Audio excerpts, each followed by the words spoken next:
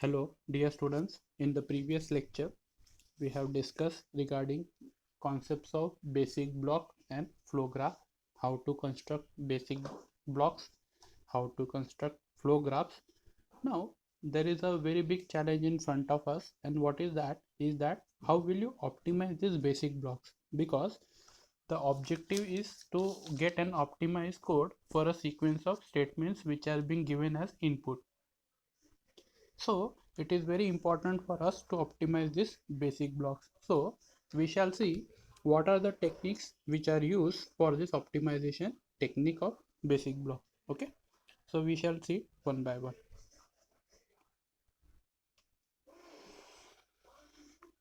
So in optimization of basic blocks, we can often obtain a substantial improvement in the running time of the code, which is done through local optimization of code, which is present in the basic block itself. Now, there are two types of optimization. First one is the local optimization and the global optimization, which look at how information flows among the blocks of a basic blocks of a program. Okay, and if it is a local, then it will be in the same program. But if it is a global, then it will in the various basic blocks of the program. Okay, so these are the two types of scope. First one is local, and another one is global. So for checking the optimization of the basic blocks, we have to take into consideration the following 6 points. First one is how to how to construct a DAG representation of a basic block. Then finding the local common sub expression. This is similar to that which we have constructed DAG using syntax trees. There also we have identified the local common sub expression, and then we have tried to construct the DAG from the syntax tree. It is nearby similar to that technique. Next, third one is the dead code elimination. Here dead code means the code which does not produce the live variables or live terminals. That terminals we can eliminate, and that is a dead code elimination. Next one is the use of algebraic identities. Which identities we should use for performing the algebraic computation, so that it will generate less cost and it will generate a code effectively. Next one is the representation of array reference. How to represent array by using proper references, we'll see that. And last, the pointer assignment and the procedure calls.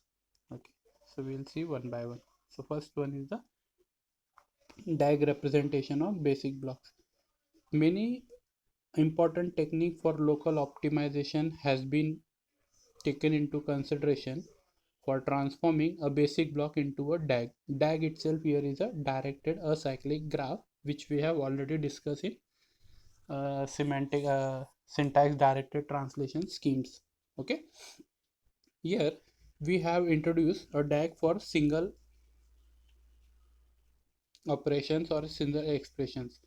Here the idea will be to naturally to collect a series of expression which are created within one basic block. Okay, so the following are the rules which we use to create a DAG representation of a basic block. First one is there is a node in DAG for each of the initial values of the variable appearing in the basic block. Okay, there will be a node. Second, there is a node n associated with each statement within the block. Okay, the children of n are those nodes corresponding to the statements that are the last definition prior to s of the operand used by s. Means when we are constructing a DAG, we will construct it in the form of a syntax tree, which we have already discussed. So it will be constructed in various levels, so we have to check all those things here. Third one is the node n, which is labeled by the operator applied at s, and also to the n, which is a list of variables in the definition within the basic block. And last, the fourth point, certain nodes are designated here as output node. These nodes are the variable are live on exit from the block. Okay, for that, in order to check this, we have to perform some code improving transformation. See, basic block optimization is basic block optimization is nothing but it is a technique of code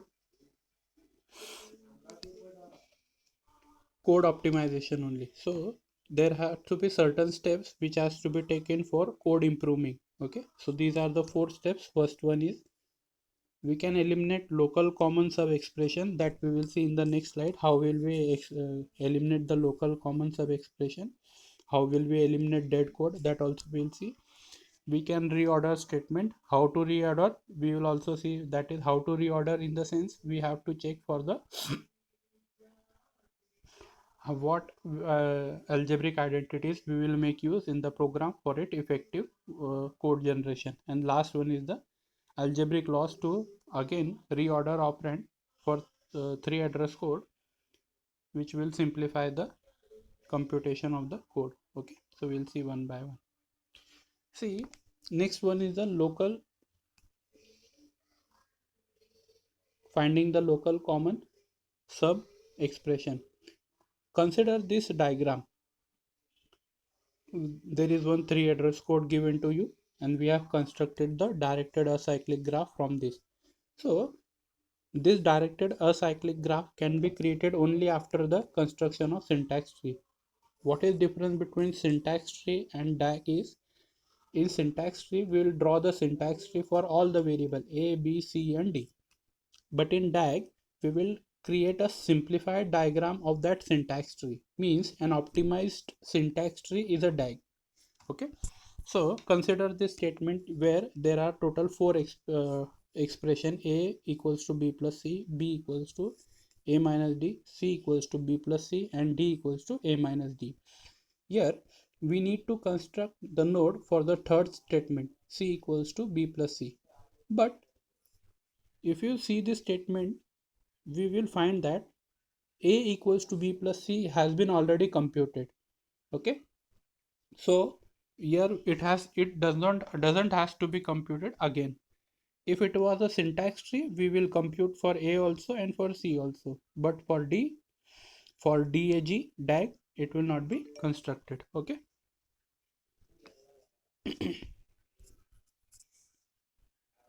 take this into consideration. Okay, so here common sub expression is a equals to b plus c and c equals to b plus c. So again, if we check b equals to a minus d and d equals to a minus d, again this is a common sub expression. So whenever we are constructing for this, we will check b and d will have equivalent values bd, which is shown in the diagram. Okay, so this is how we eliminate the local common sub expression.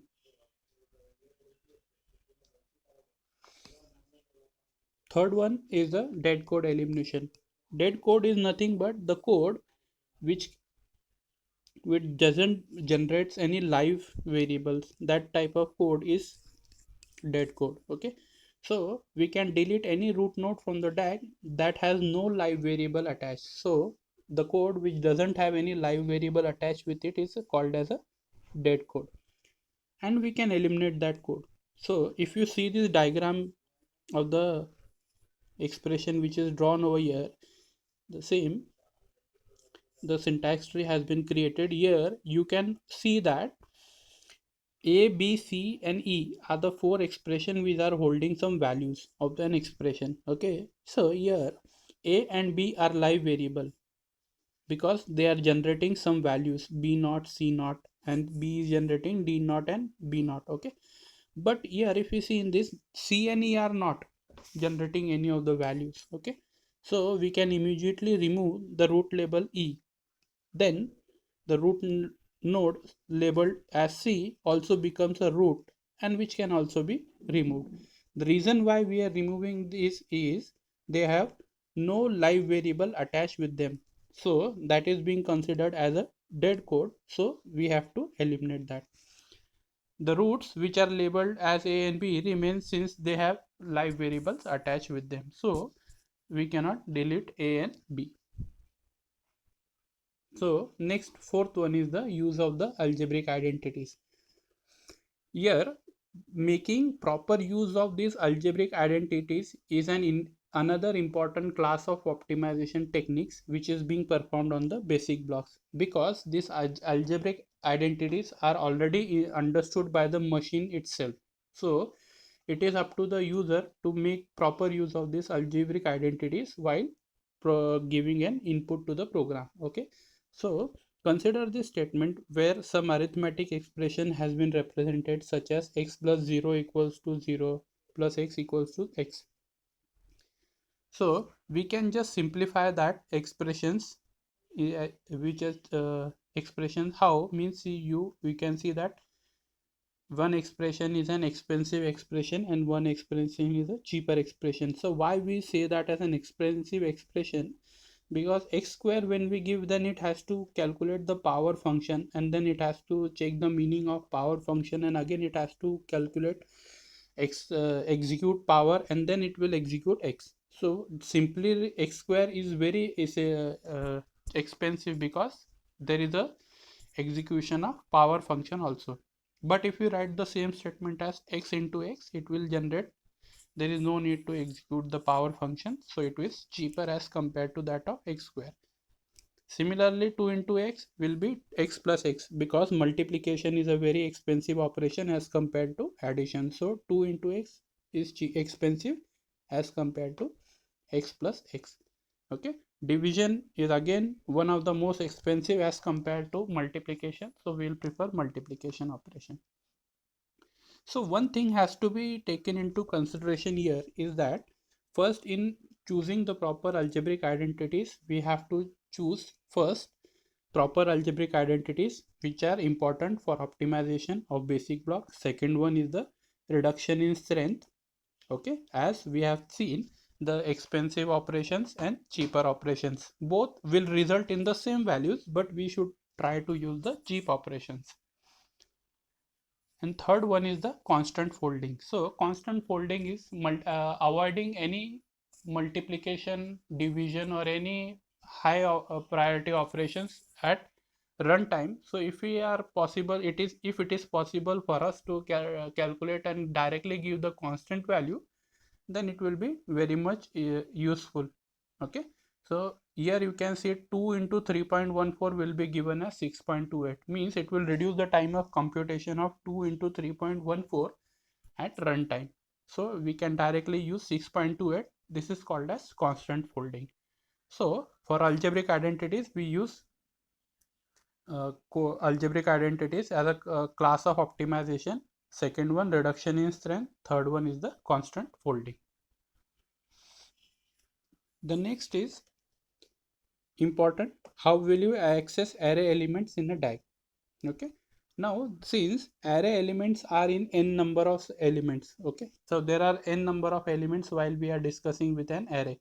So here you will see this with an help of an example code. See, in this code, the node capital letter N for x is created first, but when the node is labeled as an array, its index is created. Okay, after creating that, n is being killed here. Thus, when the node for z is created, it cannot be identified with n, and the new node with the same operand a0 and i0 must be created instant. That is, when it is an running instance of an array. Okay, so this is how it will be initialized during runtime. These are some of the rules for constructing of basic blocks from DAG, which we have already seen in the previous slides. Okay, there, last one and the very important is the pointer assignment and procedure calls. See, when we directly assign or indirectly assign a values through pointer, yes, the statement x equals to star of p and star of q equals to y. Here we know that p and q are the pointer variable, but here we do not know that P or Q point to. Where does P point to in memory and where does Q point to in memory? Because these addresses are not known during first step. So in this effect, x equals to star P is use of every variable whosoever, and Q star Q equals to Y is a possible assignment to every variable. So such type of statement which are generating very complex statements, so this type of statement can be used at a lower instance. Okay, so again, For optimizations, such type of procedure statement, or sorry, such type of pointer assignment should be calculated for itself. Again, the second, which is similar technique, is the procedure calls, which are nothing but it is like which behave in a similar manner like pointers. When we are calling a procedure, we do not know the actual address where we have to jump, so we have to wait for a certain period of time. Like that we have to wait in pointer. So working of procedure call is nearby similar to that of pointer. But in the absence of such data flow information, we assume that a procedure and changes to data which is accessed. Thus, if a procedure P is in the scope of a variable X, a call to P will both use the node attached with variable X, which will kill that node eventually.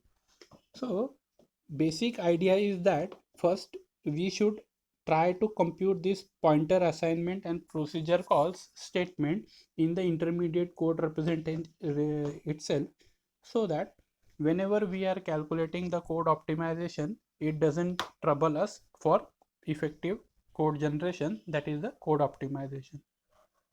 Okay, so these are the things which we have taken into consideration for studying the optimization of basic blocks. So optimization of basic blocks is very important as far as the code generation is considered. Totally there are 6 techniques. The first one was DAG representation of basic block. Then we have seen finding local common sub expression. Then we have checked what is a dead code. Then we have seen what is and how we can use algebraic identities in a much effective way. Okay, then we have seen how to represent an array reference, and last we have seen pointer assignment and procedure calls. Thanks, I hope you have understood.